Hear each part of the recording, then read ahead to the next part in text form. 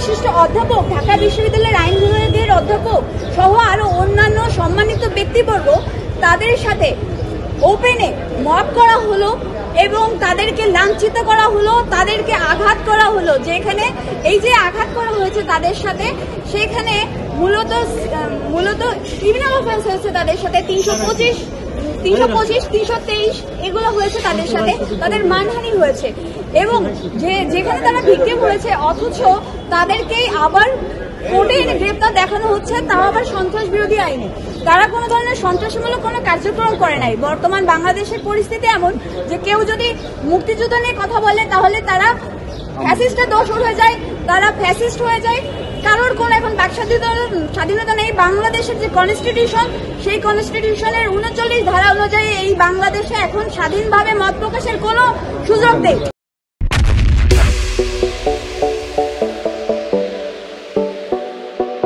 আজকে যে সাংবাদিক, মুক্তিযোদ্ধা এবং অধ্যাপক গ্রেপ্তার হলো, এর মাধ্যমেই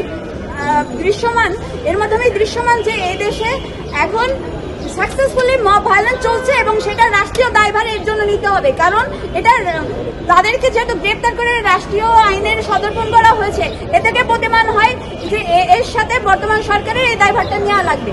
এবং আমরা বিজ্ঞাপনতে এটাই বলেছি যে তারা সম্পূর্ণ নির্দোষ এবং নিরপরাধ। এবং আজকে যে আইনে তাদেরকে গ্রেপ্তার করা হয়েছে, এই ধরনের কোন রকমের কোনো কার্যক্রম তারা করেন নাই এবং তারা সম্পূর্ণ নিরপরাধ এবং নির্দোষ, এবং এখানে কোনো ধরনের প্রাইমা ফেসি কেস নেই।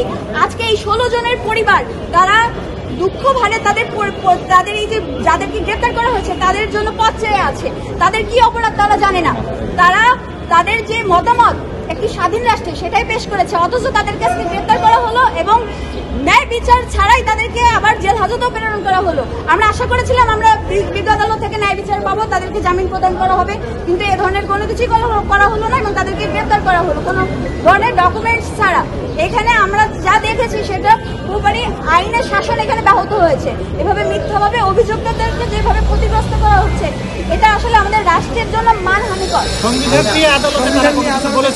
তারা বলেছে, আমাদের যে আসামিরা ছিল তারা নিজেরাই বলেছে, তিনি যেহেতু একজন আইনের অধ্যাপক, তিনি বলেছেন যে 33 অনুযায়ী একজন নাগরিকের যে অধিকার রয়েছে, একজন নাগরিককে গ্রেপ্তার করার পরে যেভাবে রাখা উচিত ছিল, যে ধরনের কন্ডিশন থাকা দরকার ছিল, তার কোনো কিছুই প্রতীয়মান ছিল না। এবং তাদেরকে একটি ঘরে রাখা হয়েছে, সেই ঘরে ফ্যান পর্যন্ত না এই গরমের মধ্যে এবং ধুলাবালির মধ্যে, এবং তাদের সাথে এমনভাবে মানে খুবই খারাপভাবে আসলে ওখানে ব্যবহার করা হয়েছে, যেখানে তাদের 33 যে আর্টিকেল রয়েছে সংবিধানের, সেখানে যে ধরনের অধিকার দেওয়া হয়েছে সেটা সম্পূর্ণ আকারে লঙ্ঘন হয়েছে। এছাড়া আমরা তো এই মামলায় যেহেতু গ্রেপ্তার করেছে, এখানে 39 সরাসরি লঙ্ঘিত হচ্ছে, এটা তো প্রতীয়মানই রয়েছে আমাদের সামনে। আসামিদের সঙ্গে রাষ্ট্রপক্ষের আইনজীবীদের কোনো বাকবিতণ্ডা বা হট্টগোল হয়েছে? আজকে আসামির পক্ষে আমরাই ছিলাম, আসামির পক্ষ থেকে কোনো ধরনের হট্টগোল হয় নাই এবং রাষ্ট্রপক্ষ তাদের কথা বলেছে। কিন্তু যখন আসামিরা নিজেরা কথা বলতে গিয়েছে, সে সময় কিছুটা হট্টগোল আমরা লক্ষ্য করেছি। এবং এই ক্ষেত্রে আমি আরেকটি বিষয় উল্লেখ করতে চাই, এখানে আমাদের যে বীর মুক্তিযোদ্ধা ছিল মোহাম্মদ লতিফ সিদ্দিকী, এই লতিফ সিদ্দিকী কারো ওকালতনামা পর্যন্ত সাইন করে নাই। তিনি বলেছেন এখানে আমি ন্যায় বিচার পাবো না, এখানে আমি কোনো সাইনও করবো না।